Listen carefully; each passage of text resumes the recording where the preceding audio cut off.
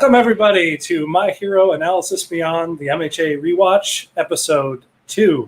We are your hosts. I am Tom Uatu DeGrazia, and I'm joined by Stephanie Stalagmite Thrilla Baird. Hi, How are you guys. doing? How's everybody doing in the chat? We got some people here already. Hello, everyone. Hi, Christy, the Articulator, Creation Odyssey. It's great to see a lot of names we saw last week. Hopefully everybody watched the episodes and everybody's ready to basically dive right back in. Because we're going to try to keep it a little bit more condensed this week so it's not 2 hours long. So we're just going to start right off and jump into episode 4. And I'll let you take it away, Steph. Perfect. Here we go. All right. So episode 4 is kind of like the ending of the last episode. So we have the ending of the games, where Midoriya is. I can't remember. Is he actually saving her right now, or would probably end up on this one? I caught them all mixed together, I think. See what happens at the very beginning. I believe He's still mid-battle, right? Yes. No, I think it starts off where, it's like they are all outside the gates, right? So this is about to kick off, It's about to kick off everything. Yeah. Okay, so that's what I thought. I always get them confused. I always don't know if they're the tail end or the beginning. So this is right before they basically say go. I think President Mike's the one that's out there, like all of a sudden, and Midoriya realizes he's the only one at the beginning, and everyone's already taken off and started their beating up of all the players so they can get their best scores. Yep. So we go into I think we're also talking about at the very beginning. We're kind of just talking about how UA is like home to a lot of the greatest heroes, right? And he kind of goes through like the top 3, which we have All Might, Endeavor, and Best Jeanist. Which I know a lot of people who, when they saw Best Jeanist, they were like, "Okay, I see what you're doing, My Hero Academia. This is a weird show. I'm here with you," because that's a, he has the belt around his nose. Like there's the crotch is his mouth. It's kind of amazing. But when we're outside the gates, we get a little bit of like the audience kind of reacting to Deku being like scared and timid, and they're all counting themselves lucky that they have someone like that to basically act as like the free space for them to get in. And I think Ida's actually sizing him up during this time because he can't quite figure out what Midoriya's gig is yet, and it's not. I think he even thinks that he's like there to kind of like sabotage or kind of be, play like not a good role, more like an anti, like whatever, like kind of just throw a kink into the works. And so, yes, good name for the 4th episode.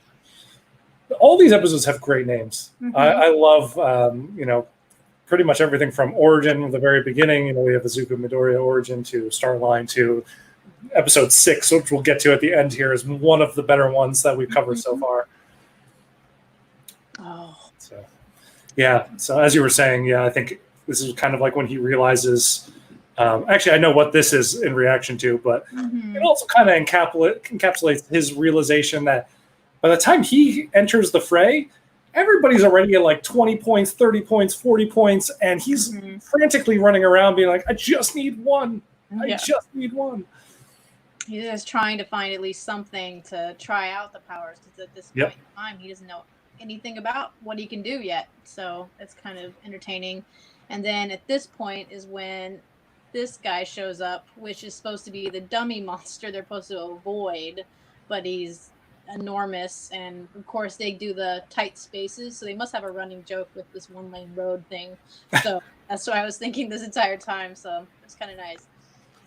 And it's great that like they said that he's supposed to run away, and we get this great scene, which I don't think we have a screen capture of, where it is Deku, after seeing this giant robot, he kind of barrels backwards and he's like laying on the ground and like looking up at it, and we see Ida like kind of running by and just like look over at him while Deku's just like encapsulated by fear, right? And he sees this giant towering thing, and he kind of realizes, I think, at this point, the kind of stuff that heroes, are going to be faced with. The very first villain we see on the show is a giant villain that's not quite this size, but pretty close. And another great thing that I think we didn't talk about, but we do get introduced to another student very briefly before this, who is Aoyama. And Aoyama does, he saves Deku, and he says he makes a great distraction. And he's like, but I don't think we'll be seeing each other again. And then he kind of disappears. Because he has to be fancy about everything. He does. He does. It's kind of his whole bag. Yeah. And so I think this is right before where he realizes that Urika is trapped and in the rubble, but this robot is only worth 0 points, but he needs 1 point, but she's trapped. And then he remembers this moment where she helped him when he was in need. It might not have been such a great need, but it's still, she's kind. He really wants to help her. Kind of shows that he's not thinking about, as a hero, who is going to be the best for me. It's more like, or like who's going to be like the best person to save to make me look good. It's more like, everybody's kind of being deserved. It could be as long as it's even the smallest thing, like helping me trip when I'm about to fall, or preventing me from tripping when I'm about to fall, kind of thing. And so we get this amazing scene of Deku finally launching off, and I love the scene that we get of showing the One for All kind of flow through his body, starting with his legs, and you get to see that charge up happening from his heels that just propel him up into the air as he lets loose one massive punch to this robot. Basically takes it out in one punch. Yep, he does. And there's another great scene that's just I think is a great reaction scene of every other student on the ground, who is probably at this point, they're the kids that outside were thinking that they were lucky that he was there. They're also Ida, who was like, who is this kid? He's a joke, he shouldn't be here, kind of thing. But then they see this, and like the one thing that this kid does in this entire event, and he takes down the robot that everybody's running from. Yeah. And it looks like it looks, I think, from afar that it's effortless, even though he, as we know here, breaks every bone in his body pretty much doing it.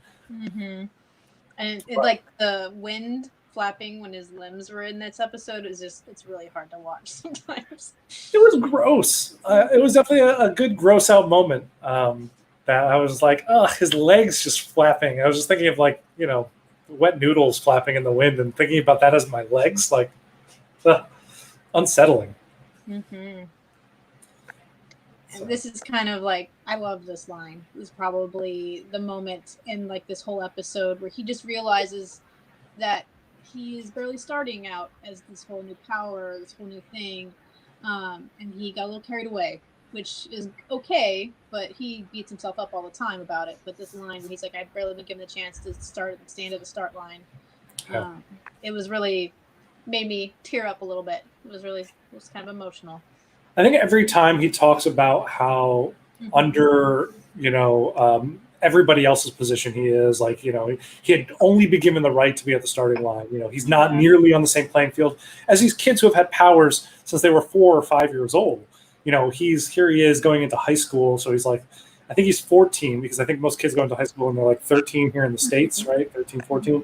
But the high school in Japan is only 3 years, where it's 4 years here. So, he's 14. So they have a whole decade of time getting used to their powers. And, he doesn't even know what his power feels like, the sensation it would kind of give, what it's going to do to his body, which we kind of get a great scene that I don't think we have a screen capture for later, where All Might kind of compares these glass vases or glasses, where one's cracking, one's a little thicker, kind of showing, time will thicken that kind of thing. But yeah, Deku's starting at square one. It's rough. This is when he realizes he's going to fall because he jumped that high. And then he comes down and he's like, how am I going to do this? Am I going to break my other arm? I still need points. I still got to do my thing when I hit the ground, which to me is crazy, because you're a 14-year-old kid. You should not be worrying about which arm to break so you can pass a test. Yeah. Does the world insane. And then, of course, Urika, being the great person that she is, saves him at the last moment and then overdoes herself, which I think is beautiful. She throws up rainbow. Got to be the cutest thing on the planet. I think every time anyone throws up on the show, they kind of paint it as rainbows, I think, to kind of make it a little bit better for the viewers to watch. But I think my favorite thing about this is, as you were saying, like it's great that he's thinking about like, well, I got to break my other arm to kind of stop the fall. He's already analyzing how to like kind of prevent himself from basically going splat on the ground and dying. But Uraraka slaps the ever-loving crap out of him to kind of stop him from falling, and it's great. He's falling that hard. She's just trying to touch him, so she probably just tried to do as fast as she could. Yeah. She's trying, but it's like, oh, totally. But the way how it's like painted in that one like split second scene, because they kind of freeze time for that split second, and it just looks like she gets him so good. But yeah, she ends up saving the day, and it's in multiple ways, as we'll learn later on in this episode. But she's a big hero in my book for this whole performance too. Oh, Ida, I love him and hate him at the same time in this beginning part. I think I almost like his uncertainty and like all of a sudden like realization. He thinks of everything like textbooks. Like he's reading a textbook. Like where's the definition of where I'm supposed to stop and start for heroes and like follow the rules. But this is when he's like, if this wasn't a test, I would totally have done the same thing and saved her and been the hero that I'm supposed to be. And then he kind of dawns on the realization that even though it is a test, maybe that's what he was supposed to do. Yeah. And I think Ida, especially in the beginning, he definitely plays the characterization of the glasses-wearing character in anime and manga. They always seem to be the same, like very much by the book. You're doing it, they're pushing up their glasses and like going into action kind of thing. But we'll see his character develop, as we'll see all of the students develop as time goes.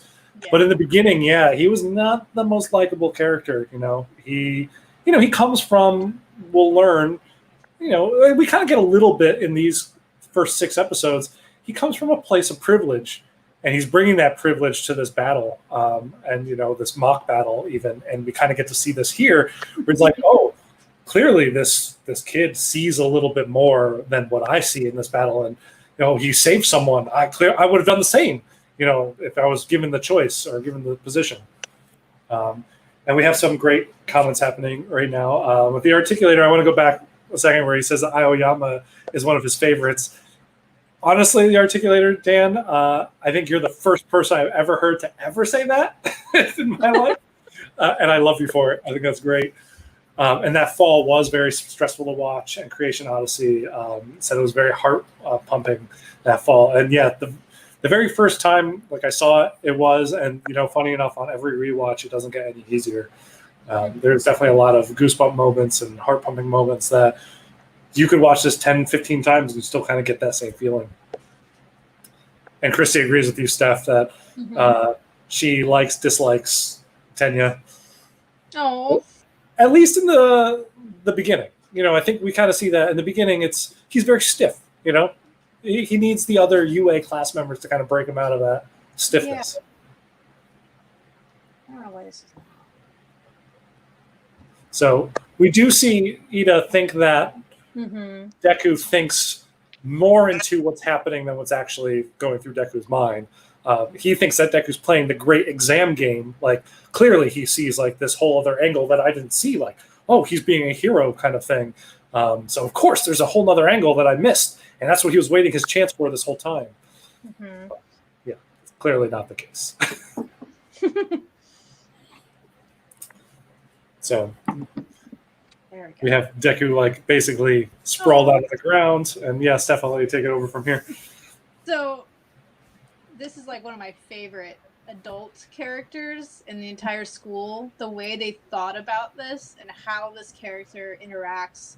When you think of like the school nurse or something like that in most typical animes, it's usually like the younger lady, the ones that are like pretty, the students will have a crush on, that kind of thing. And when this lady came out and then she's like going to take care of them, like she's handing out gummies and stuff, I'm like, okay, cool. And then her power is to actually kiss them to like help them regenerate and help their healing power like kind of keep going. It was like the coolest thing I've ever seen. And everybody's reaction to this, which is the next slide. Which, I love the old lady. Yeah, it was so cool.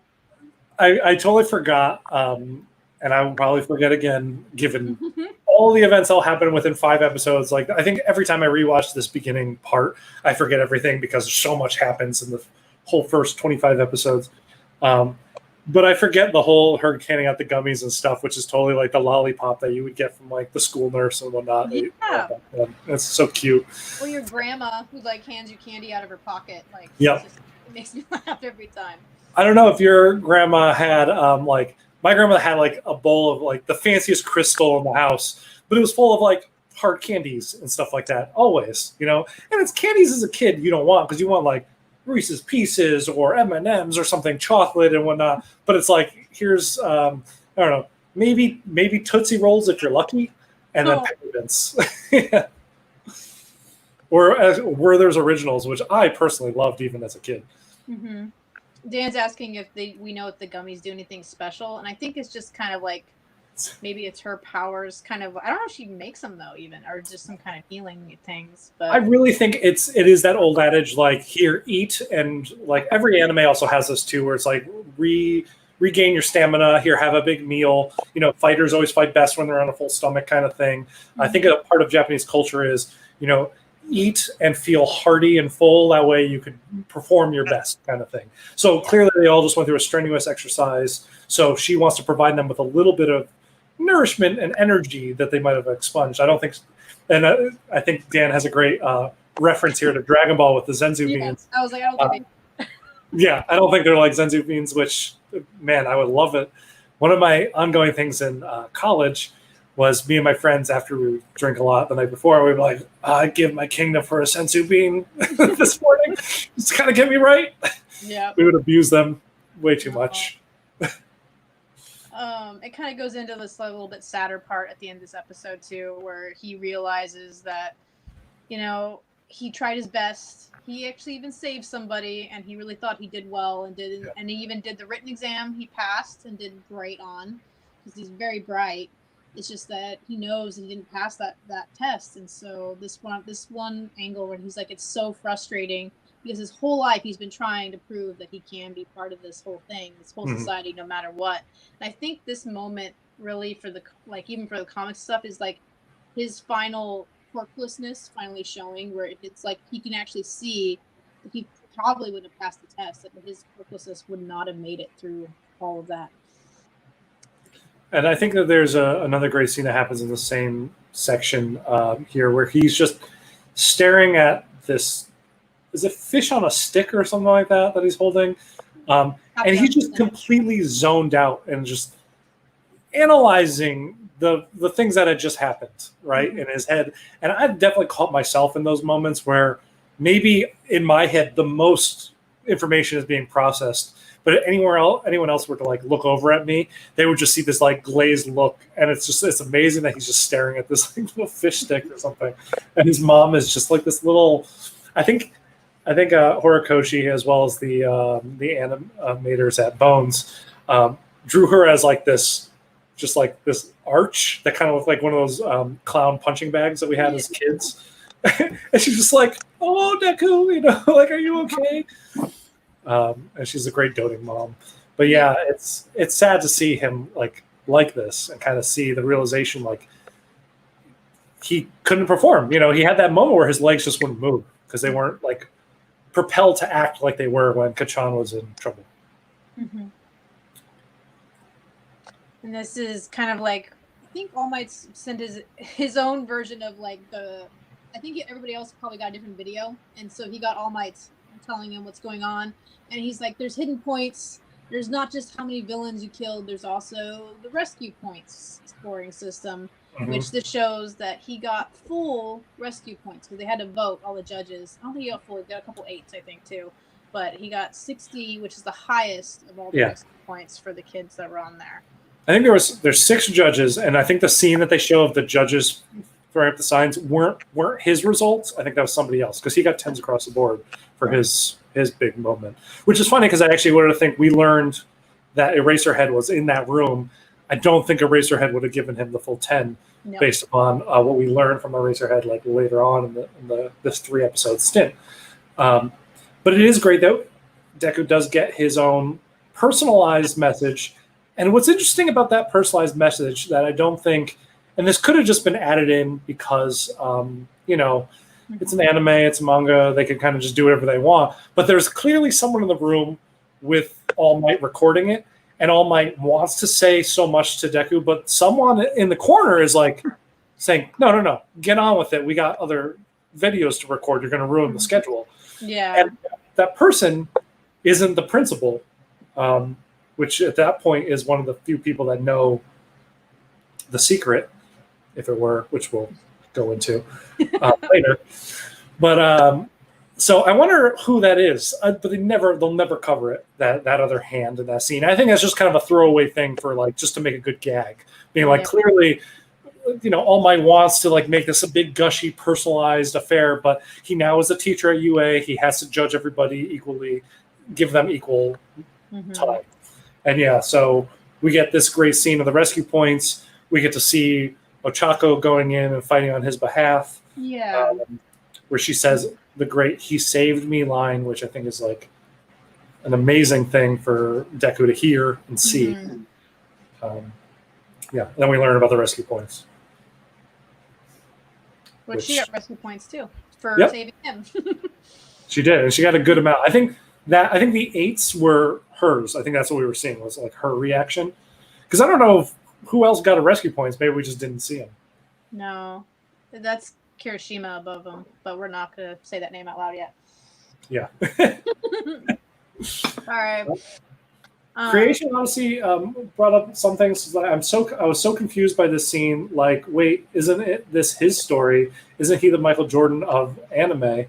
And I want you to expunge upon that a little bit more, Creation Odyssey, because I want to know what about the scene got that reaction from me. I'm very intrigued by that comment. And the articulator says another emotional moment seeing he got that many rescue points. Roller coaster. And I don't think that if it weren't for him getting 10s across the board, I think if he got like 35 rescue points, he wouldn't have gotten in. No. He got 60, the most you can get. So it's a big thing. And I love this line too, because the whole show is called My Hero Academia. And I always thought it was like, oh, that's MHA, whatever, but it's UA is the name of the school. And I'm like, where does it actually come from? And when I saw this, because now that I'm rewatching it, it was actually like hit me. And then this is All Might basically saying, you did it, now you get to be part of UA. It's now your story, which is cool. And I think this is great because, we get essentially the title of the show, which is always a big moment in any movie, play, TV show, whatever. You try to like, if it's a comedy, they always play it up, right? Like whatever the title is. But if it's like something more meaningful, like this is meaningful. Like granted, there's a lot of comedy happening in the show. We get a lot of great like one-off like great reactions and stuff like that. But I think All Might delivering this line, I got goosebumps from hearing it because like we learned in the previous episode that this story is being told from Midoriya's perspective. So when he says this is your Hero Academia, we get Deku basically saying to himself, this is my Hero Academia. So that's the name of the show. The moment he's hearing it from his hero, it's a big thing. And the way, he kind of like, he bends forward to say it. It's like, I don't know, it's a very sensei to student kind of big emotional moment. It played it off really well. So that is episode 4. Yes. And did you have a favorite moment from that episode, Steph? I think it was when he like realized that it was the frustrating part. Like I really, really like that they go from highs and lows. Like their character is not going to be on top forever and ever and ever and ever. He's going to get those moments of he needed to grow and learn that. And so waiting for Bakugo to learn that, but we'll get there. So it's a slow process, but we'll get there. Yeah. How about you, Tom? I think my favorite moment is seeing Deku use One for All. I think because that moment is like one of those scenes. Like at that point, we don't know what One for All looks like really. And one of the things I know we had talked about, you and me personally, off of stream, was that I love seeing the representation of how they're going to show the powers, right? Because like. This is something that's hard to kind of show sometimes in the visual medium where it is like, hey, I have super strength as well as other stuff. but we actually see the power coursing through Deku, and they make it seem like this is actually a visual thing that everybody else around him could see, because we cut into we get to see like kind of an X-ray view of his outfit, and kind of look at his legs under there, and we see the red lines, we see the glow, and we kind of see him propel himself in, and it's this moment where it's like, I don't know, I get the biggest goosebumps when I see him fire off that first punch. Granted, his whole body pretty much explodes from that punch, but it's a big thing. He gets to work with All Might's power, right? It's like that dream of his when he was a kid. He wanted to be All Might, and he finally has it. And what does that look like? Well, it looks like this. We get to see it. I think that's cool. So, and we want to know what, you guys watching, what your favorite moments are. Yeah. So let us know in the chat. Let us know in the comments if you're watching this after the fact. And we'll share them as we continue on to episode 5. Which is the other part of the examination board, which shows you the spectrum, which is awesome. It kind of goes through some other characters which we don't know about yet. I personally was super excited about this part because I got to see people during the rewatch and figure out where they're at. And this part, you don't know who any of these people are except for the 2 characters that we were introduced to. So yep. I was very excited that Bakugo is at the top. And he's number 1 for this test, but all he has is villain points. So they went through this whole thing about how he never stopped. It didn't matter if people were getting hurt. It didn't matter what was going on around him. He blew up everything around him, which I thought was one of those things where you start the episode with the other part of the spectrum. Yes, there was the word. They are the best thing about Bakugo and Midoriya is that they are the yin and the yang, right? Like they are exact opposites of each other, but on the same track. Like we see how they kind of harmoniously will work together over time, but in the beginning they are these 2 separate elements kind of butting heads, even though they might have the exact same goal. And this is like one of those scenes where we see exactly that played out in number form, right? You get to actually see the statistics of what that looks like, and it's awesome. And I think it is cool, like as you were saying, everybody on this board we will meet over the course of this series. And it's awesome to kind of see.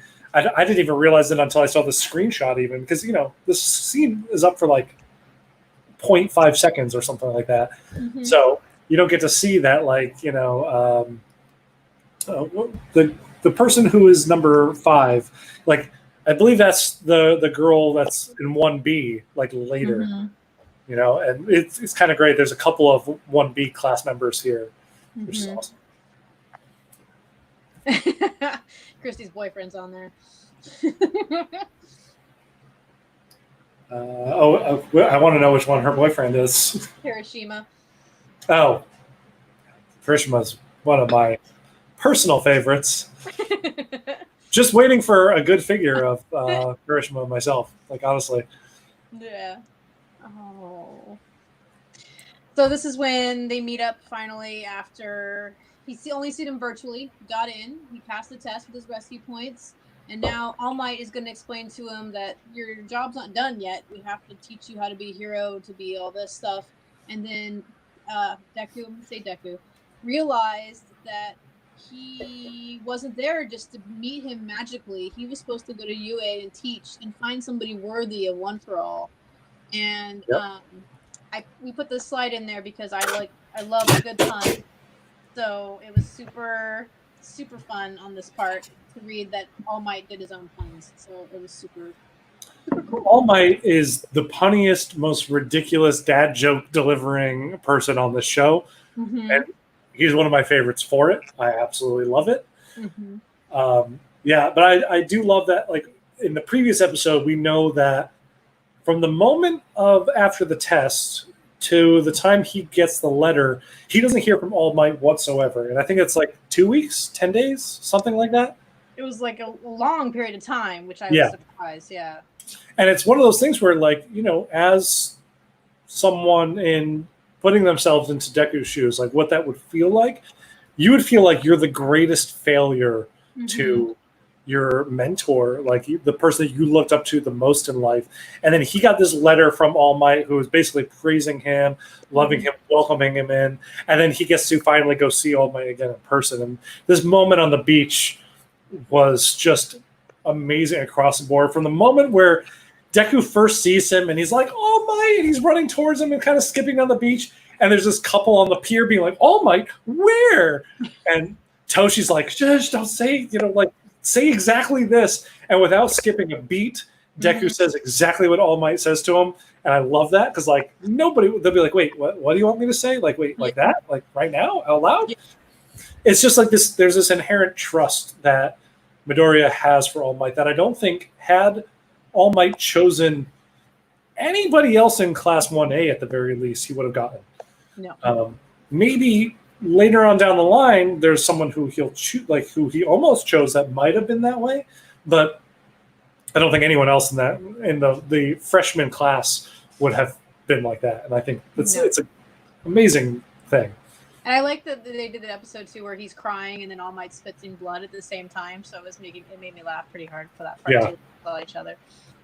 And this is him apparently passing the torch. It's a very symbolic little, and I like that they have their hands too because it's really cute. Yeah, and he even says like, "Your torch is still small, but given time and feed it enough, it'll continue to grow." While, as we know, the other torch will eventually slowly kind of go out. So one torch will burn, and it's kind of the power one for all. And All Might uses this metaphor multiple times when talking about One for All, how he's the sacred flame passed on from generation to generation. And it's one of the great things about this show, and something that I'm coming into realization as getting older, is that, you kind of realize like everything is generational, right? Everything is for the next generation. We kind of hope that we paint a better future for what's coming up. Like we want to build up the next generation to be better than us and pass on these torches. And this is All Might basically doing that with the greatest power in this universe. Yeah. And it's a great scene. It's also something that, I get goosebumps a lot while watching this show. And this is another one of those scenes that I'm just like, I could feel it, And so episode title. Yep. Episode title, What I Can Do for Now. Yeah. And so, it has a lot to do with Midoriya basically being like, okay, I can either go 0 or 100. And how do I work with that, right? Exactly. And he's trying to figure it out in his head. And this is when he's going off to school and his mom says that he's really cool and then he like super blushes. This part made me just super happy inside. I was like, aw, they finally have like their real like moments coming up and really, because she's always proud of him, and now she gets to really express it, and he gets to really feel it. So it's nice. Yeah, I'm sorry. I just now saw in the chat about how the articulator said that Kirishima was up that high, and Christina goes, "My boyfriend," and then you can see angry smile.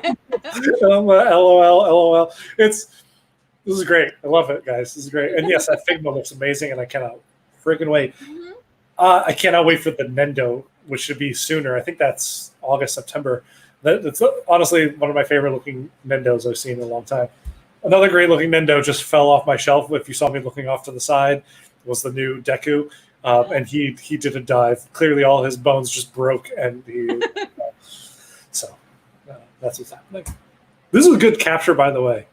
I was super excited about this too because I've never noticed how large this door is. How did I? But you have to, if you're the hero class, you have to, this world, we learned already at this point, heroes and villains come in all sizes. That's what it's for accessibility. Like, he actually is analyzing why the door would be that large. Yep. And I'm like, oh my gosh. Yeah. Oh. I'm going to call it right now. This is my favorite moment in this episode, too. Really? I was, like, super excited when I saw this because he calls everybody extras all the time, and I was mad at Ida at this point after last episode, so I'm like, you tell him, Bakugo. Tell him to step down. So, and Ida's, like, very proper, and Bakugo goes yelling at him because he put his feet up, because obviously him and Midoriya are not from a proper neighborhood. They're from a normal public school, so I was excited about this part. But one of the great things that Ida says is like, he's like, that's disrespectful to the students that came before you, the ones that built this desk, the one that built this course for us. Like, he goes into one of the great things about Ida is, yes, he's proper, he's prim, he's proper, he's ridiculous, but he also like has a reason for it all, and he will tell it to you, like, while also giving you airport flag hands all the time. Like every time it's like this. There'll be some scenes where he's just like, and I love that. And I like how Bakugo was like, I was gonna take my feet down, but now this is pissing you off, so I'm just gonna keep rolling with it. So Yep. Yeah. Oh, Yeah. you could take this one. So, ongoing gag. I can't remember if we talked about it last episode. I know I took a screenshot of another thing, but Horikoshi loves to throw in a lot of the time how he really, really, really wanted Deku to be your very plain-looking, average-looking person. You have an average-looking kid, boring as life could be. We get another example of how boring Deku could possibly be in this episode later on. But like he hammers it in as much as possible, and it's just great that every time people see Deku for the first time or talk about him, they're like, "Oh yeah, you know that really plain-looking kid?" Which, in our world, kid with green hair and freckles, you know, all that stuff, not plain-looking whatsoever. I actually think Deku has like a great look to him, but it's funny because I guess in anime he's a very plain-looking character. So, and also I don't really ever see his hair as being curly, right? No. Because, like, would you describe Bakugo's hair as being curly? I would describe it as being sharp. Yeah. And yeah, and like kind of same with Deku. Deku's the same, but a little more rounded tips. So that might be the curl, I guess, for the art. I guess. I Yeah. So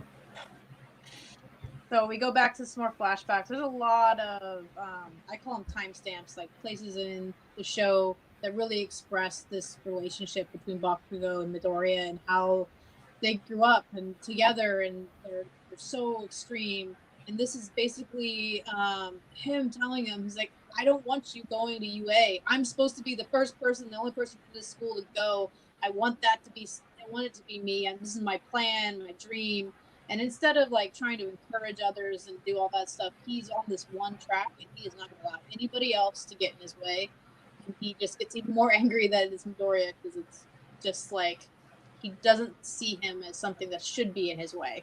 yeah, he refers to him, I think, multiple times as a pebble on his path, and he's realizing he ain't no pebble anymore. Maybe he was originally, but he certainly ain't now.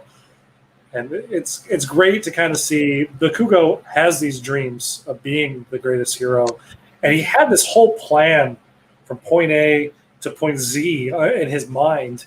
And as we all know in life, nobody's plans from the beginning goes exactly as they intend from the get-go. And most people kind of learn to roll with the punches. Bakugo, not so much. And one of the reasons why I really wanted to include this is because we kind of see, like, I don't know about anybody else here, but we're all nerds, I'm guessing, watching this. But I was bullied in high school, and this reminded me a lot of being bullied when I was in high school. Being pinned up against the wall and told, like, you shouldn't be doing this, you should be doing this, you're not good enough, that kind of stuff. And it really made me, when I first watched this, hate and despise Bakugo.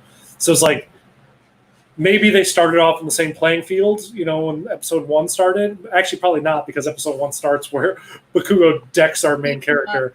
So, this kind of takes him, I think the first season, a lot of the first season, we're going to see Bakugo kind of notch himself down that ladder before we start to see him work hard, like legitimately work hard to maybe climb back up that ladder. But yeah. And I think Deku kind of puts him in sometimes in his situations too, because he is so genuinely nice and genuinely great that he's going out of his way to be himself. Yeah. And Bakugo's just like, why is it always you? What are you doing? Like, what is going on? Like, why do you feel the need to throw me off? So, and it might not even be Deku. It could just be the fact that, like, I think polar opposites tend to attract each other, right? Like, they kind of like become, I don't know, almost like antagonists and protagonists in their own little stories, right? Like, if Deku wasn't so kind and Bakugo wasn't so like almost villainous at the beginning in certain ways, I don't think that they would have this dynamic between them. I think they would be almost like two ships passing in the night that just happened to go to the same school. Yeah.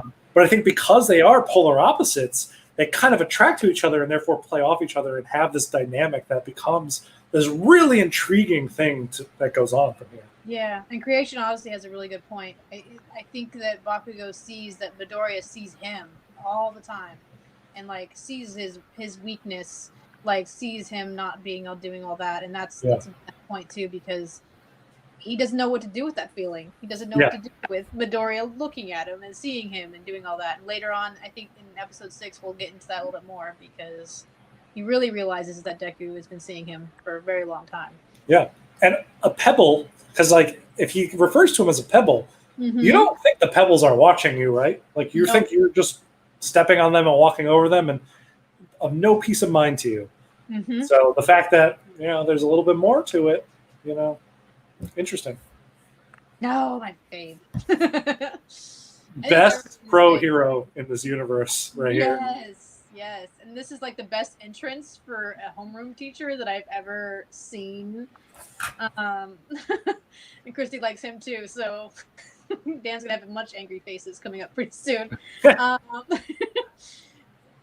just love that he's haggard and shows up in a sleeping bag, and it's just like he could it almost seems like he could care less, but he actually cares more than a lot of the characters. Oh, yeah, he's there in the sleeping bag, also watching how the students react before they realize that he's even there, right? Like he has a good idea. I think you get to learn a lot about people when you might not be in the room to kind of see how they act, right, and see what they might say.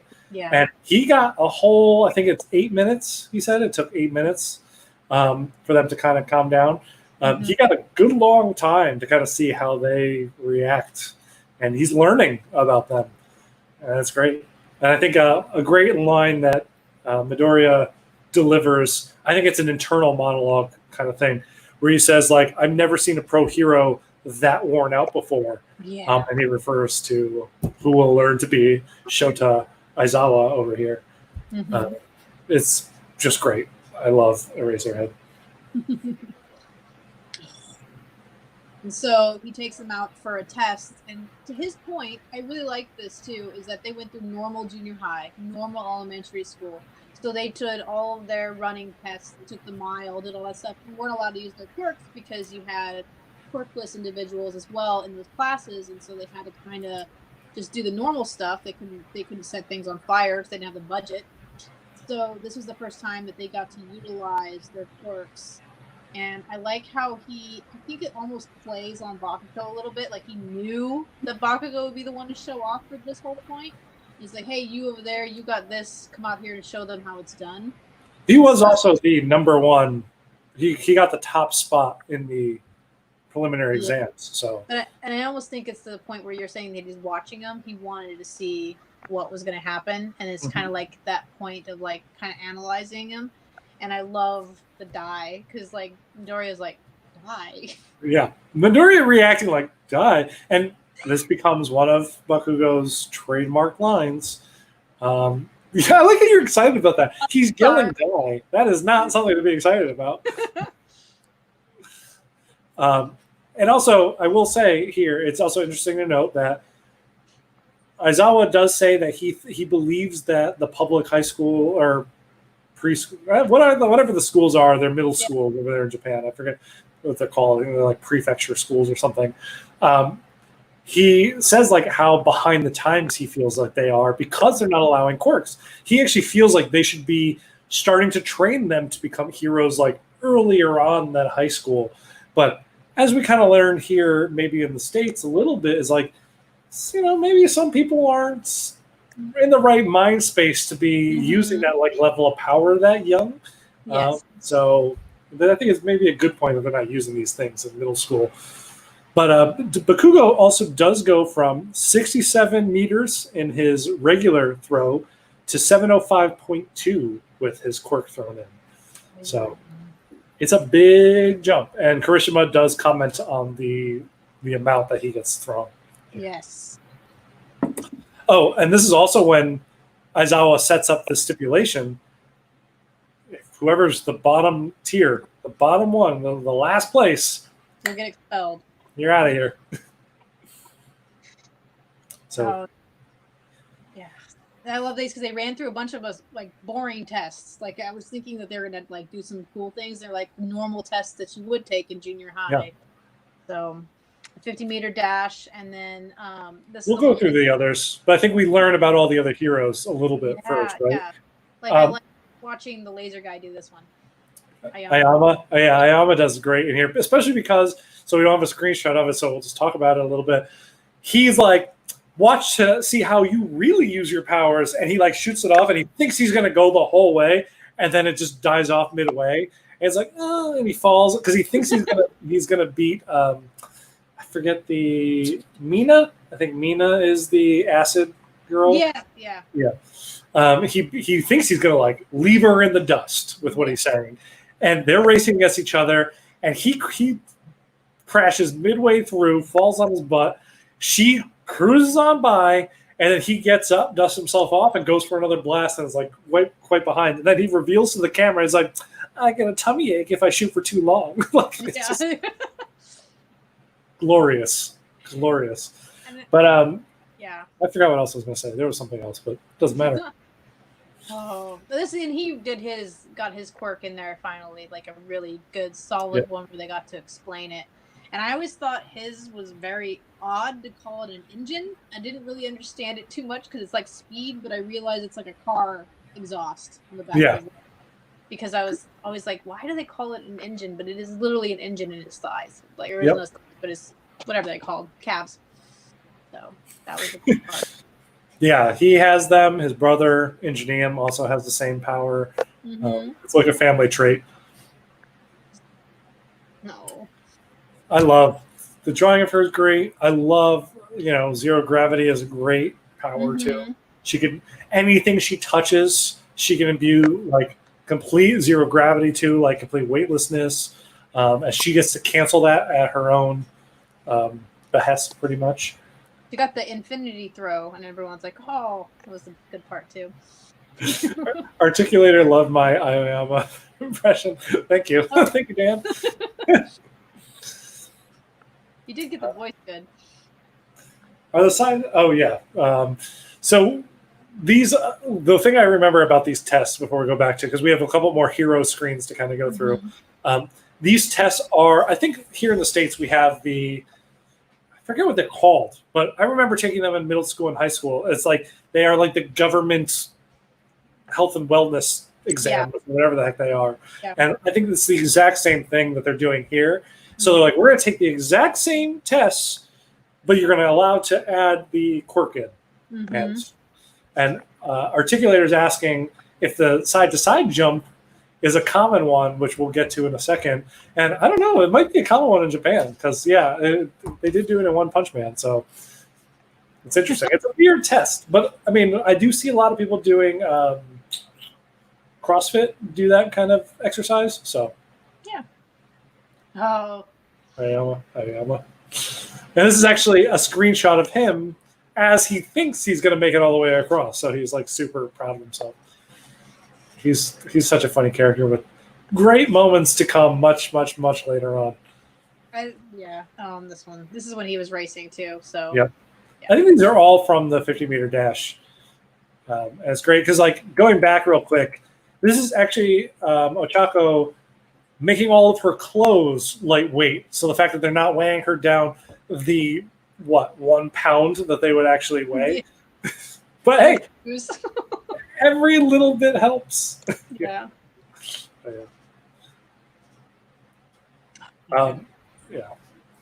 This is interesting. I forget when this comes up because I know this is actually like a flashback of All Might and Midoriya talking about using One for All, right? And Midoriya says it's like, it's like an egg in the microwave. To which All Might goes, that's very boring, but it's unique, which is again another dig at Izuku being very boring. It was such a good moment, which will also come into play much later in the series. This whole microwave idea concept. Mm-hmm. Again, also it will be referred to as boring at that point too, in case you're wondering. Oh, the grip strength. And I like how they introduced like a lot of the characters and the kids like kind of by like powers and stuff, but they didn't really give you any names yet. And they have the guy because he was in I think the last episode on top of her where they're talking about how he's surveying land. Yeah, and he has all the arms and stuff, and so they call him an octopus, and he has like the strongest thing on there. And there's a really amazing Mineta quote, but I don't know if I can say it on YouTube. Say it. Just say it. I think it's because he says octopuses are sexy, which just makes me laugh hilariously because I was like, Mineta, come on. You know, Mineta is that kid that's just sitting in his I don't know, attic room watching freaking hentai porn. Like that's totally what he's doing. Yeah. Like he is that creepy kid, and he's terrible. But I think everybody here in this chat, everybody here watching this, knows a kid like that from high school, or a kid that was that from high school. Like I totally knew kids like that in high school, and I would give them crap, of course. It's just random. It's kind of like Oyama always looking at the camera and saying the most crazy little things too. Yep. Like Mineta's little pieces were enjoyable for a rewatch. So I was laughing. So we kind of go through all of the different standing long jump. I don't even remember if they did anything for that. Yes, we did, because we saw like a couple of them fly by, and then we just see Izuku jump, and he's the only one that like lands in the actual sand. Oh, that's right. And he falls down and then gets back and keeps going. Yep. That's right. They all missed the whole entire patch. That's crazy. This one was one where Mineta shines, and I was pretty excited about that too. And I wish that we had, like Tom said, he was trying to get a GIF in there of him going back and forth. It would have been amazing. So yeah, or I'm going to work on getting GIFs incorporated into the screenshots for the next episode. But I tried for this. I really wanted Mineta bouncing back and forth for this, but the system I'm using right now, which is just preview, it broke it down image by image, so it would have been me clicking next on 35, I think, images, which would have been ridiculous. So we get to the main event. Yes, which we kind of go off, and this is when Urika does throw the Infinity One, and then we kind of get this great moment where we realize what this very worn-out teacher actually can do, and this is like a great representation, like him having to stare him down, do everything. And as you want to talk about this one, could you do a really good explanation of it? Yeah, it's one of those things where like we see Deku about to use his One for All through his entire upper body, and he's about to throw it, and he's like all ready for it, and then we all of a sudden get a flash up, like we get a close up of Aizawa's eye, and it kind of flares like this, and it's like one of those great representations of, again, how we're seeing the animators just kind of show how powers are being used. Because we know, normally his eyes would just glow, and would maybe just glow a little bit of red. They might not even glow in real life, and that might just be a visual cue for us as the viewers kind of getting that. But we get instead like this great radiating effect kind of coming out from his eye that kind of shows like something just happened. And we kind of get that kind of radiating effect happen through the scene. We see it, kind of go over Deku. Like I think we get a flash to Deku, and we kind of see that same pulsating effect happen over that same scene. Yeah. So we kind of know something has changed, and Deku throws a 46-meter long throw, which is like, that's weaker than, Bakugo's normal throw. Yeah. Yeah. So we wonder, like, what's happening? And at that point, we don't really know what it is. And then Deku, you get Deku explains, because he sees his goggles, which he was hiding underneath all of his accessories and hair, because he's got a lot of hair. And it's all the coils mostly. Yeah, and no one else knows who he is, which I think is the coolest thing. That Deku's just like, he knows everybody, and it's just like he's like, oh my god, you're like freaking out, and everyone's like, who is this guy? What is he doing? And the Eraser Hero, which again they always give them these crazy little names, and Eraserhead, which I think is like the coolest superhero name too. Eraserhead, like no one would want that. You could like President Mike for that. Yeah, he names them. This is a great scene too, a lot because we get to see Eraserhead in his ideal environment. It's really just he is the Batman pretty much of My Hero at this point. He is in the darkness, not being seen, just watching his city. We get a great this scene. We get him overlooking an entire city, a moon kind of overhead, and it's him like he wants to dive in where people don't know who he is, and he gets to stop a scene, and like it is amazing. He's one of the coolest characters in all of My Hero, and I really want them to go more into the coils that he uses because I don't know how he's able to make them move with his mind because that is not a power he has. I think that's just, something we're going to have to take for granted because we're watching an anime, we're reading a manga, whatever it is at this point, where crazy things like that are just going to happen. But because it's just a material that is, it has some interesting properties to it. Yeah, which we find out later on. Yep. And yeah, this is him basically giving Midoriya the teacher speak because he watched him basically destroy himself for a few minutes to save one person. And he's trying to tell him, he's like, you keep doing this, you keep like killing yourself off, you're never going to save anybody, you're just going to be a liability. And he gives him kind of a hard truth about how he's looking at these tests and kind of, you can't blow your arms off every couple days, you're going to just not make it. And so you also learn that his power is erasing quirks, which is unique too. Yep. There's not many people in this universe that have the ability to erase quirks, as we'll learn later on.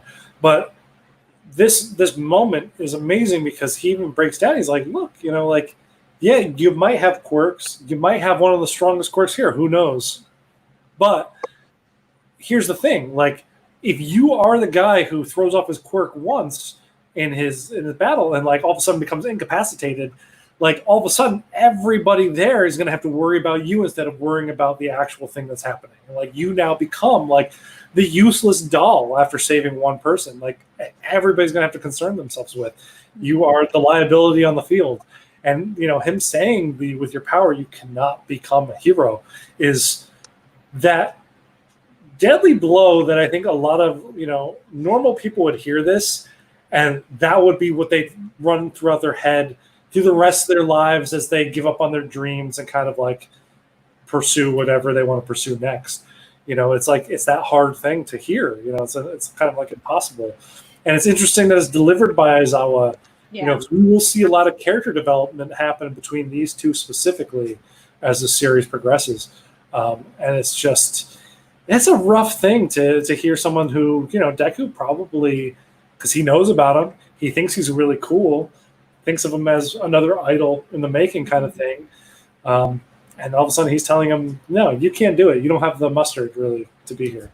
Yeah. And I really like the later on because you see All Might's like peering off in the side watching him, and Aizawa is not the one that he would want teaching this class because he knows that he's difficult and doesn't go by the normal hero mantra, which I think actually works better for this class.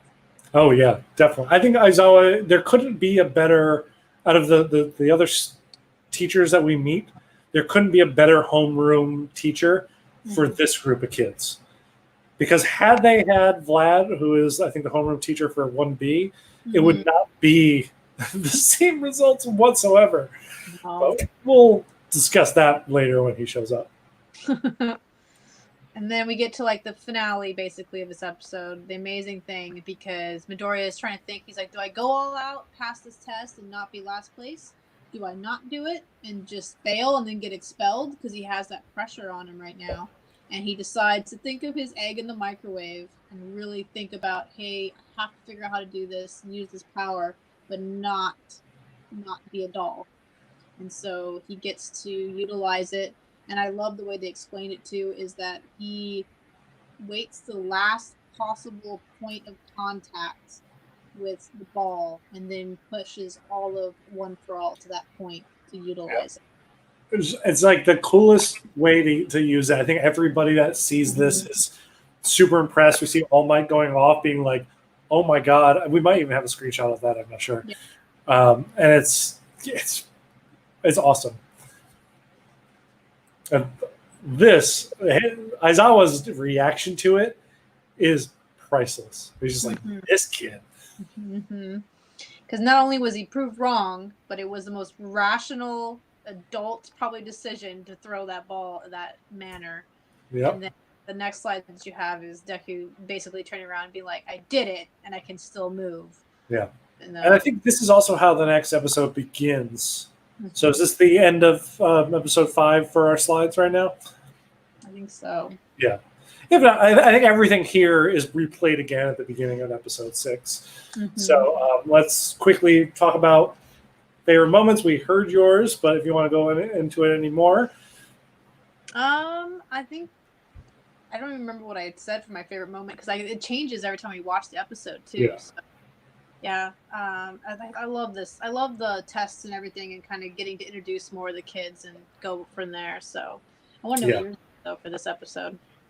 This is a tough one, I think, because because I read the manga, it's like my favorite moment is actually tied into that. It is Aizawa basically telling him, like, you can't do this because I know where they go from there, kind of thing, and how that all turns around. And it's really intriguing to kind of see this show handle character development. And every character, like I said, gets good development. I think for me it really is that, because I do think that kind of shows Deku's resolve.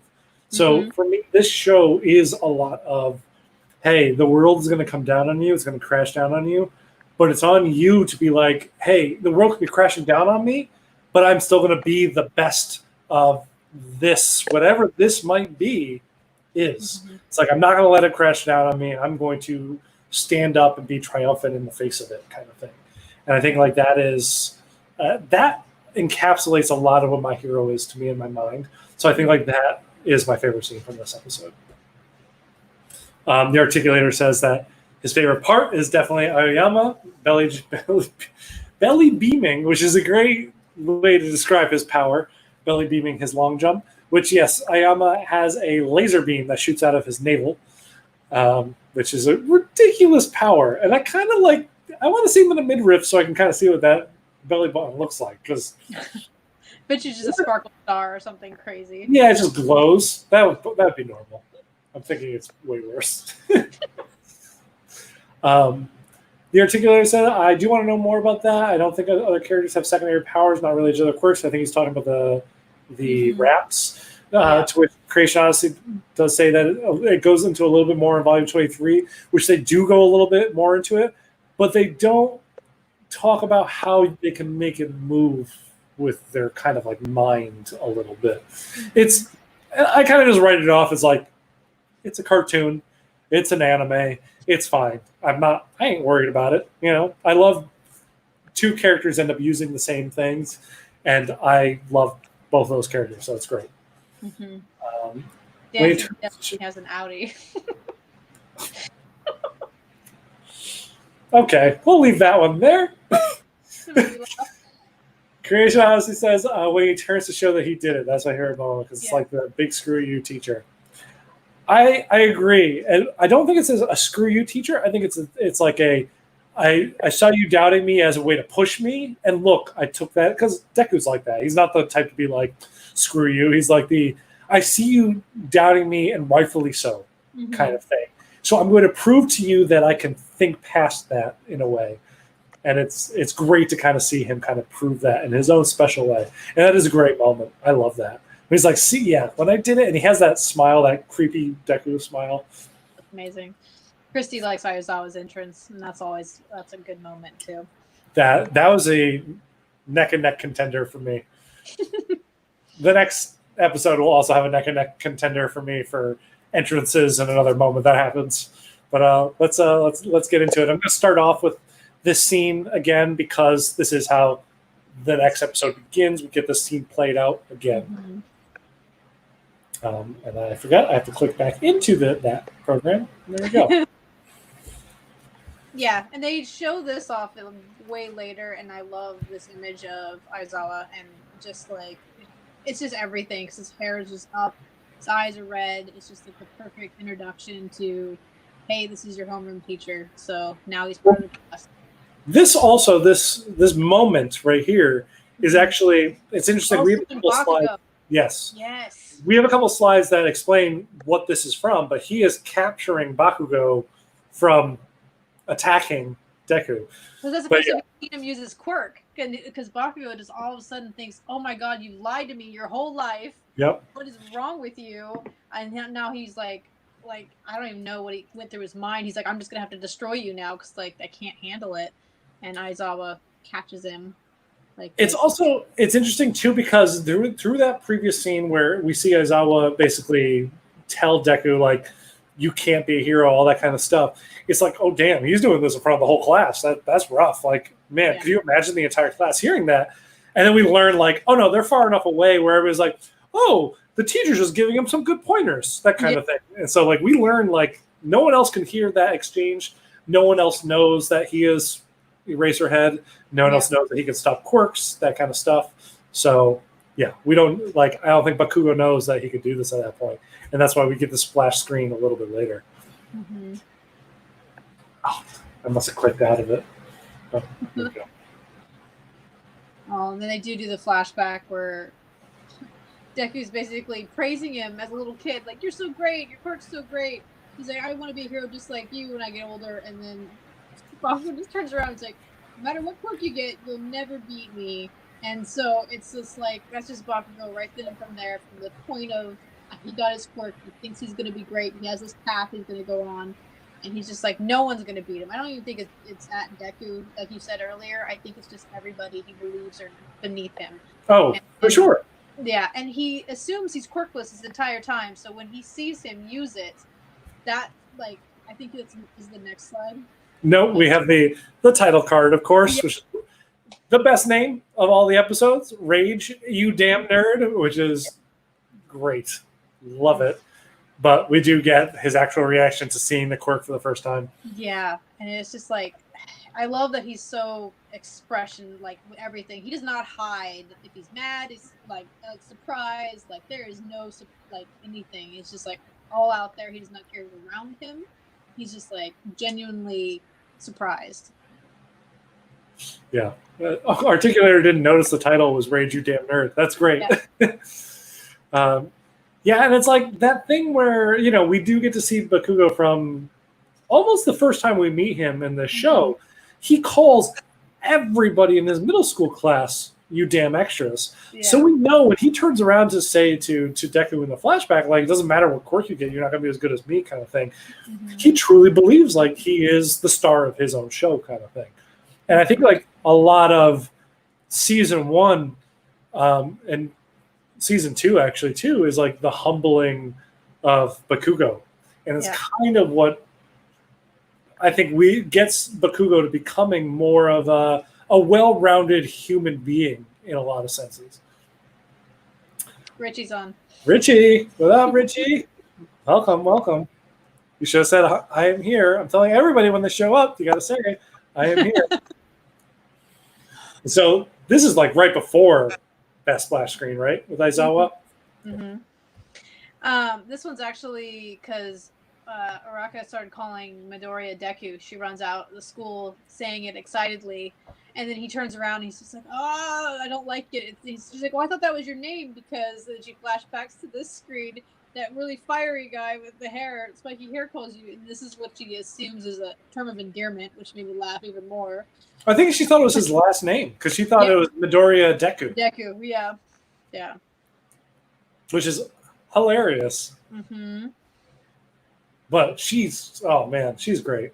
Yeah, and this was like the most, like, she's super pumped about this too. And she's like, but Deku sounds like the Japanese word for you can do it. And so I like rewatched the other part where it says you could do it, you bastard, which made me laugh. And if you place it in all the places that Bakugo says it, it's funnier. But his reaction to this, like afterwards, like he finds that he's like, oh, somebody's willing to like basically believe in it, and maybe it's not so bad being called a nickname. Yeah, she's like, she says, yeah, what we see here, but Deku sounds like the Japanese word for you can do it, so I kind of like it.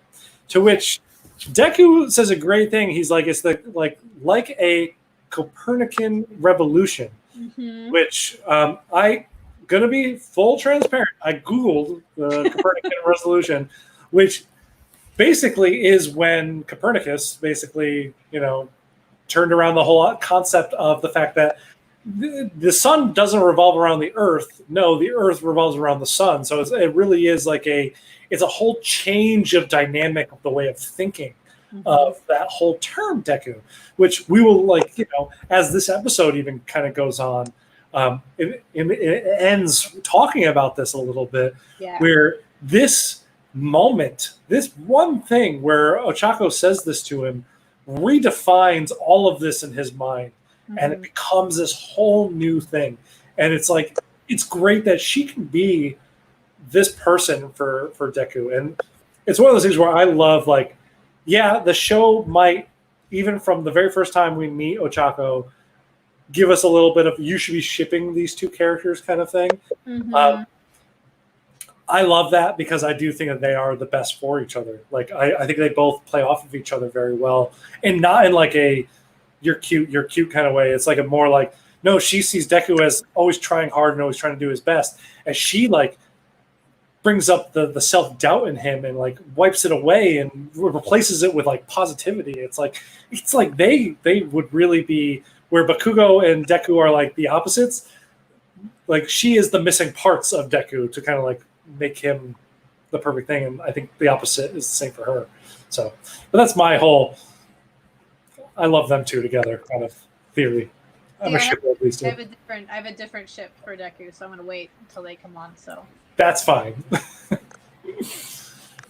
Oh, this is my favorite thing. So they always have the weird the fireman character in the last few episodes, and then when I saw this, I had to take a screenshot because I think he's just an oven. That's the gas pipe that goes up into the ceiling, for the frying oil and stuff like that. Yeah. And they call him the cook hero because there's a racer hero and all that stuff. So, but he's lunch rush. But he's a gourmet chef. Let's not forget that. Yeah, for reasonable prices, they can get it for reasonable prices. Their lunch, and I was laughing about that. But the fact that his face says everything. He even knows who the lunch hero is, which made me laugh. Yep. It's great. I love the fact that again, we talked a little bit about it earlier. Japanese culture and food it has a great side-by-side relationship, and I think it plays off great with this whole concept of this hero too.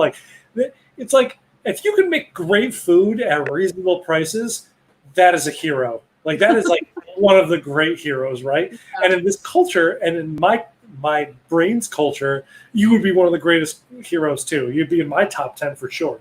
Because if you could give me a great lunch for $5.99, oh my god, you're a godsend. So I love it. Yeah, it's so good. Oh my goodness. Yeah, this is your happy part.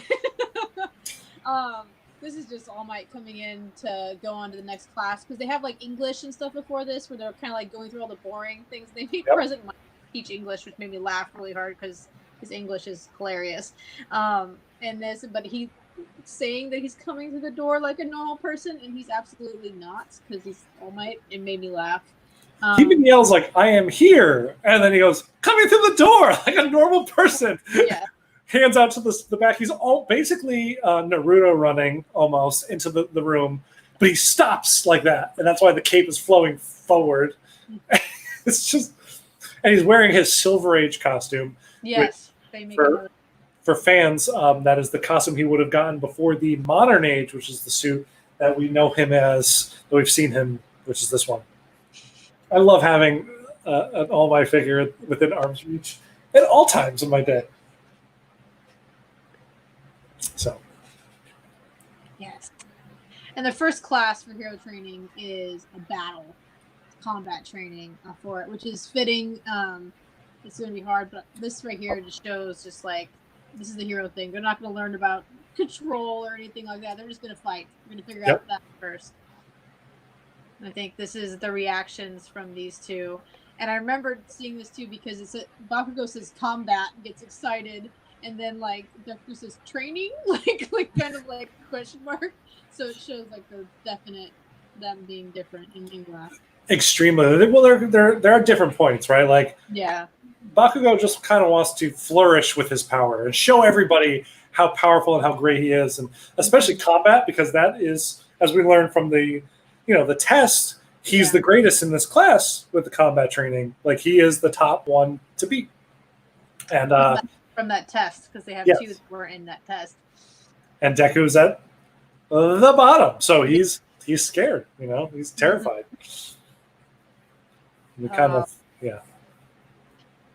So they get to show up at the combat training, and they get to wear superhero outfits, which, Dan, you're going to love this, because there's a full-on Oyama's greatness there with his outfit. It looks like the White Knight, like, shining presence, and Bakugo's spiky hair, and they kind of, like, get to show off everybody. They did a pan, but I could not catch it wide enough to grab as many people as I could, because there's so many students. I think the pan, too, though, also had them mostly in shadow, so I think this is a good one, because it's like, this is missing half of the students, but still, like, you get a good number of them. You get Tentacle in the back there with this great, like, shinobi-style hair. You get Froppy in the front with Aoyama, Tenya, Machako, and Bakugo. And it's great because we learn a little bit about the school system a little bit. After you get accepted, you get to submit your costume ideas to the school, which has a budget. Like, they plan out everything. I wasn't joking last episode when I said, like, this is really the J.R. Tolkien of anime, where they think about every, like, little aspect. Yeah. And, like, the budget, there's a budget for the costumes. And, we'll learn a little bit about each costume, but everybody's costume has things built into it that supports them and makes their powers a little bit better, allows them to use them a little bit more intelligently. And it's just fantastic. But our star of the show doesn't quite get that same treatment, but by personal choice. Yeah.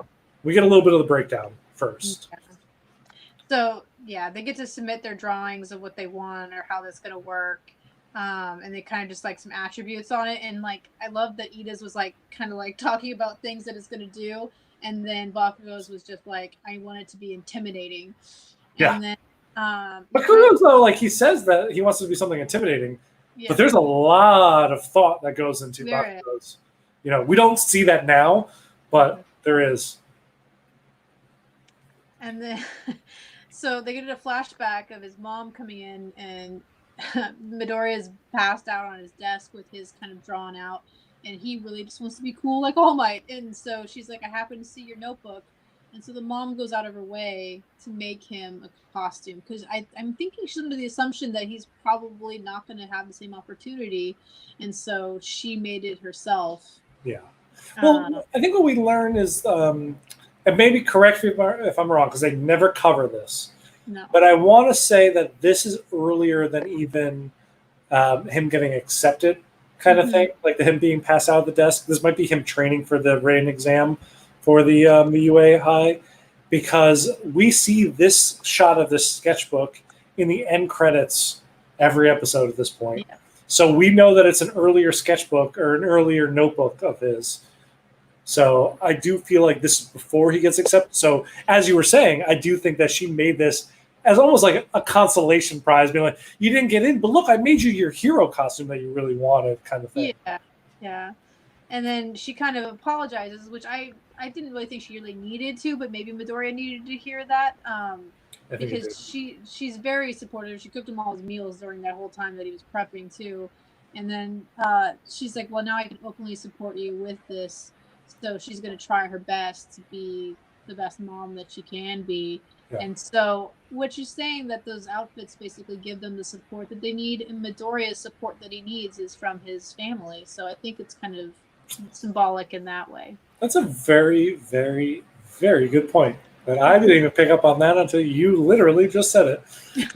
I couldn't say it better. So let's just keep moving on. Yeah. And I love this part, because All Might realizes that it's him. It's his hair and his mouth put on a mask. And he's like, it's so obvious. And I wrote that down too, because it was very, very funny. He's laughing, but he's trying not to laugh. His first costume is way more obvious than later iterations of it. But because they even did the ears kind of split off into two to be like his hair, and the white smile instead of what we'll get later as the silver kind of gauntlet-y thing. Yeah. It's and also this is like one of the very few times we will not see him in a mask that often. One of the very few times we'll see him in a mask, and this episode has the longest amount of time we'll see Deku donning his hero mask. Yeah. And I think this is just the cute moment where he comes out and realizes that Urka's in the most adorable outfit ever, but it's also quite fitting is going to be the word for it. She even remarks, she's like, I should have specified because it just came out as a skin-tight suit. She's like, I didn't mean for this. And then Mineta doing his thing, and it's like, the hero course is the best. And so I was like, oh gosh, just the side comments are always my favorite thing because it's like inside of Midoriya's poor little mind. Yep. And I like the articulator just threw us a couple emojis of just grapes and thumbs up, which is sums up this scene 100%. Hold on. They're talking about a young costume too, which made me laugh. Oh yeah, they do. Especially with the red like glasses that he's wearing, the knight in shining armor. So we get a little bit of the like what they're about to go through, and this is another scene where Horikoshi gets to play at video games, which again, I don't think we'll see much about video games going forward in the anime after this scene. I might be wrong, but I think like this one, he does in the manga talk about Final Fantasy. And this scene gets to play that up a little bit before they kind of go into also talking about Street Fighter. Like, so we get a lot more video games versus what they're doing, the parallels between them. And I also like that right before this, they all ask like 50 questions, and All Might's like, he's like, I'm gonna answer all of those. Like, wait a second, and then he goes through his spiel about what's happening. So they have the villains, 2 pairs to be the villains and 2 pairs to be the heroes, and they get to like do their thing too. So it was exciting. Can I say real quick that the articulator and Christy both get demoted for watching the dub? No, I'm just kidding. You're fine. Watch whatever you want to watch. Yeah. We're covering both. Steph and I watched the subtitled version, the Japanese language track. So screenshots you see, our reactions will all be based upon that. But I know they change up some stuff. But I cannot listen to the dub of My Hero. Mainly because like I was already like 3 seasons in by the time the dub even started. Yeah. So that, and I listened to it, and Bakugo's voice is not my favorite. I don't even know what he sounds like. It's so bad. Like, not bad. I mean, I'm sure the actor is great, but like in the Japanese version, he's perfect. It's how I think he would always sound. So. And Creation Odyssey, to answer your question, does he put the mask back on? Not in this costume. So I'll leave it at that. And so they said that they're going to put their names and draw lots for who's going to be on whose team. And then he's like, why would you do that? That seems so random. That doesn't seem right. And then he makes the point that pros show up at a scene. There's some other random person there. They got to get used to that. And it's another point for Ida being like, oh, this guy knows what he's talking about. And he's like apologizes. I like this point in time where he's like getting used to Midoriya. They are besties in the making, and I love it. I love watching them through this whole season, kind of like build this camaraderie between them. And, things, as all things do, ebb, flow, change, whatever. But it's great to kind of see Midoriya build up his rigidness as well as break it apart in certain ways. I think like this is one of those great things where he kind of sees his rigidness being like, why are we picking teams so haphazard? That's not right. And he's like, no, actually, there's a reason behind it. And he gives him more fuel for his rigid fire, almost in a sense. And then they get to do their teams, which I thought this was fitting. I love that you screen capped every team. So we're going to just kind of cruise through all the teams here. So we kind of get a sense. This episode just deals with Team A and Team D, I believe, right? That's the other team. But we do get this stuff, which I will say, Todoroki here is wearing a whole half ice form with a red eye. And when I read the manga, or before I started reading the manga, I had asked the person who recommended the manga to me, because I was just watching the anime at the time. They were like, oh, yeah, they go more into detail and stuff. And I'm like, well, do they go more into detail why Todoroki his first costume has like a red eye and half ice, and they're like, yeah, totally. The manga never covers it. No one ever discusses this weird looking Todoroki that we get in this scene, and all the scenes from this trial. Granted, I know why he's iced up on that side, but we do not know what the red eye is. Ever. We'll never learn that. So just write that out of your mind because it'll never be discussed ever again. And it kind of bothers me a little bit, clearly. Yeah. It shows up so quickly. I didn't notice that until just now. Oh, it made me laugh. Great. These two were just annoyed. Yep. Like, oh. Yes. These are great. Mina and Ayama. And these two.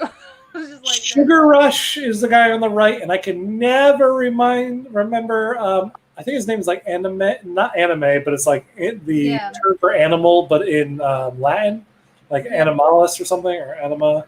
I wrote their names down too, but I never remember what their like real names are because they're like Koji. Koji is what his name is. Which one's Koji? Isn't Koji the one with the animal one? Yeah. What's Sugar Rush's real name? Is it Rikido? No, Rikido Sato. It's not him. I don't remember which one he is. I have him down here. I have to figure out which one's which. I will tell you though, straight off the bat, get ready to not see a lot of both of these. Yeah. So there you go. Yeah, you're excited.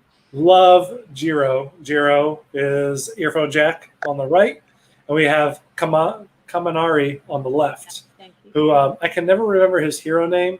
I think it's like Electric Yay or something like that. I know Yay ends up being a part of his persona, which we'll talk about when that all plays out. Mm-hmm. Oh, these two. Yep.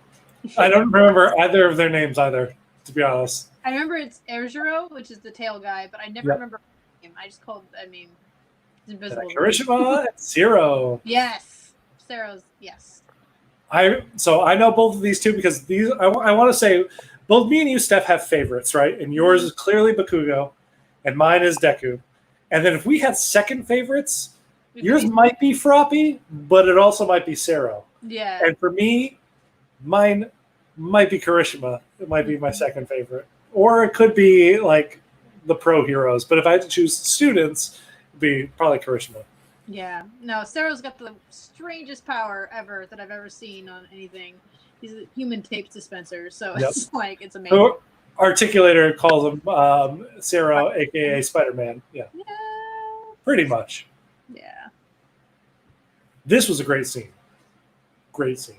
Oh. It plays off of episode 2, episode 1, episode 1. I think it was in 1, yeah.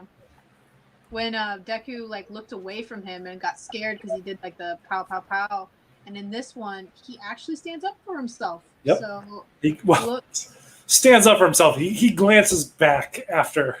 Yeah, but it throws poor Bakugo off because he definitely was like, "What?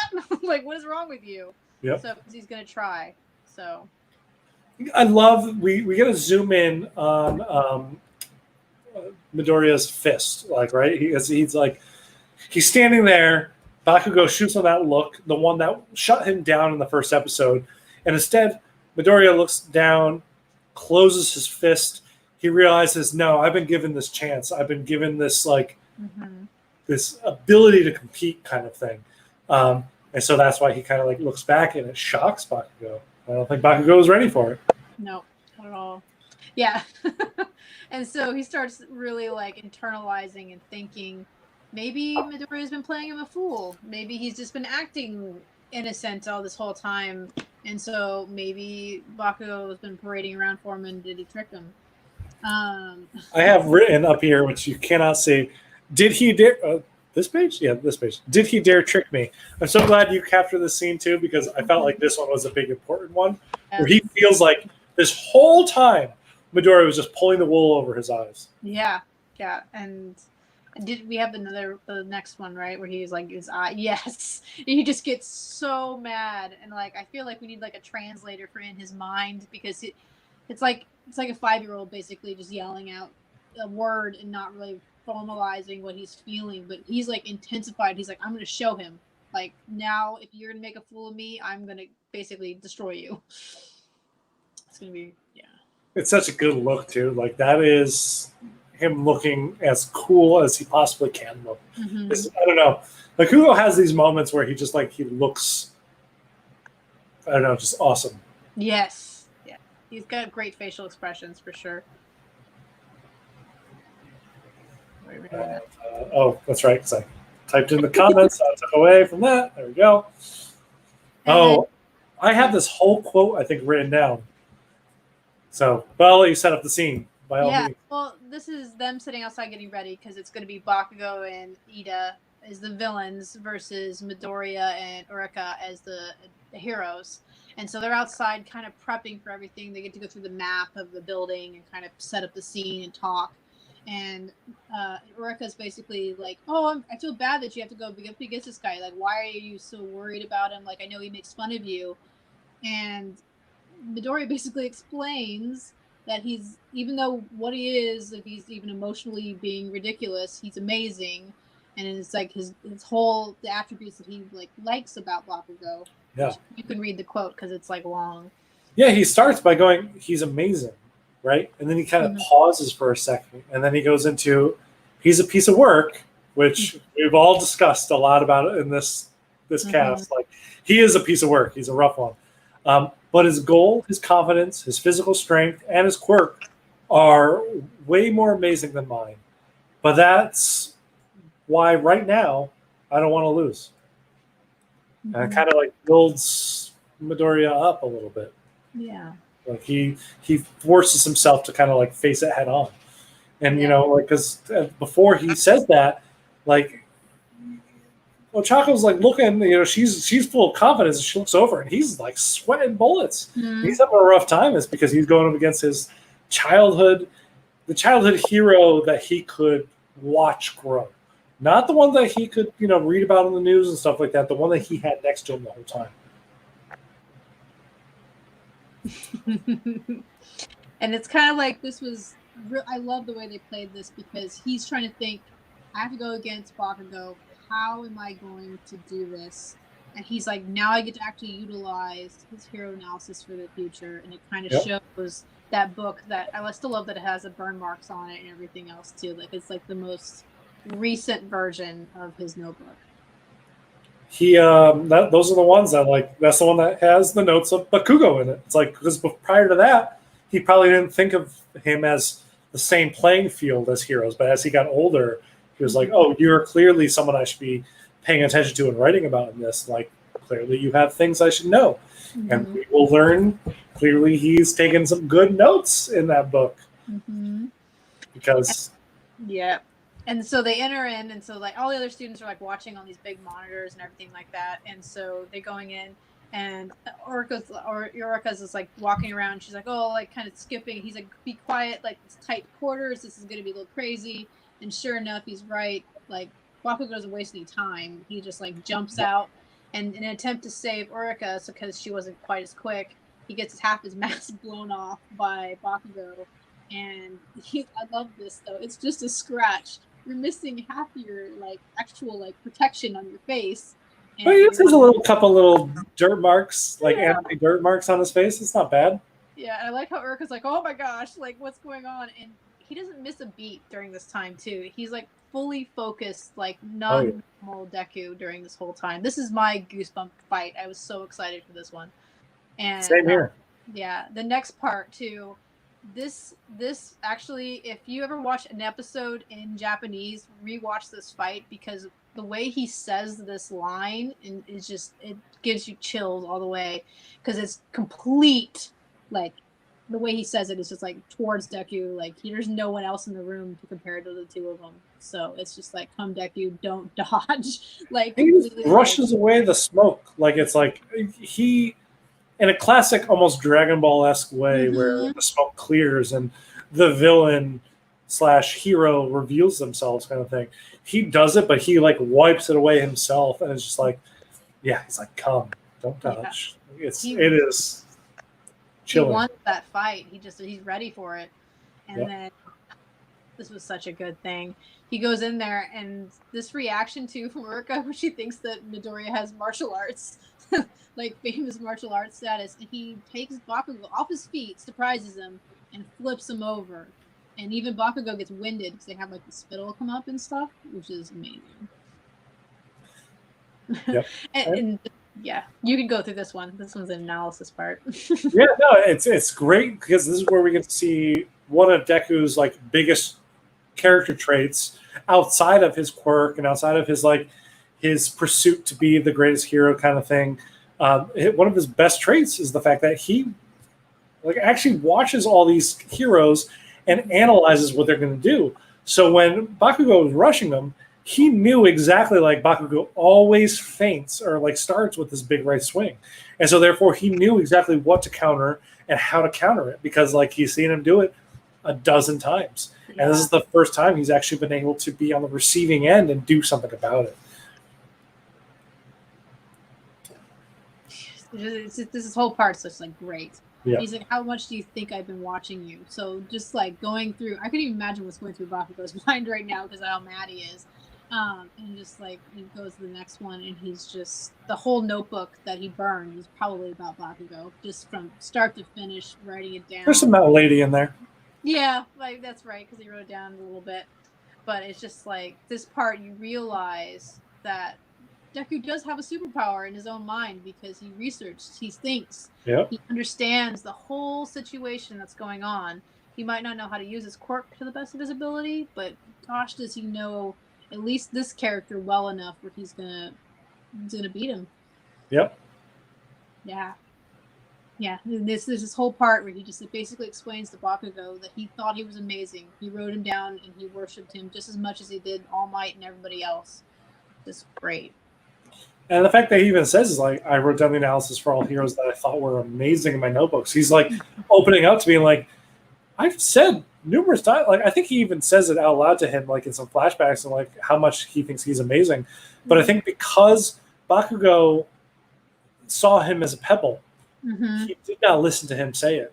That he truly feels like he is amazing. He truly feels like he is like a pinnacle of a hero, and Bakugo just never even considered that Midoriya looks up to him that way because he bullies him in a lot of ways, as we saw earlier. But we see him reveal it, and now Bakugo is clearly at a point where he's listening. And this part was great. And this is also when Urika realizes that her words hold weight with others as well. And he basically states that his Deku is not going to mean useless anymore. It's going to be the... Kachan, my Deku means you can do it. Yes. Yeah. Which is great. It's a perfect way to end episode 6 and this episode even is the fact that like, you know, we see Deku because he talked about that whole revolution in his mind about how it turned the term Deku from negative to a positive. Ochako has that like effect on him, and like it's not even just her that said it. It's like he realized that word could be turned, like it, you know, it is an empty word, and he gets to fill it with a meaning that he chooses, and he chooses for it to be that you can do it. And that's like a great way to build himself up and kind of go from there. Yeah, exactly.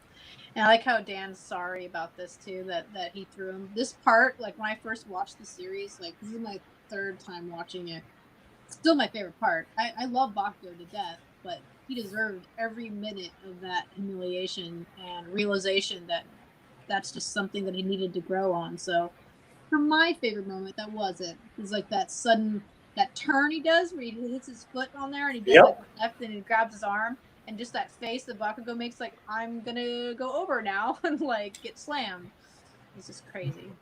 That is, I think this is the first time, and probably won't be the last, that we have the same favorite moment. It is definitely the reversal of Bakugo rushing him, because it shows Midoriya's strength is in his intelligence. It shows, you know, Bakugo underestimating him.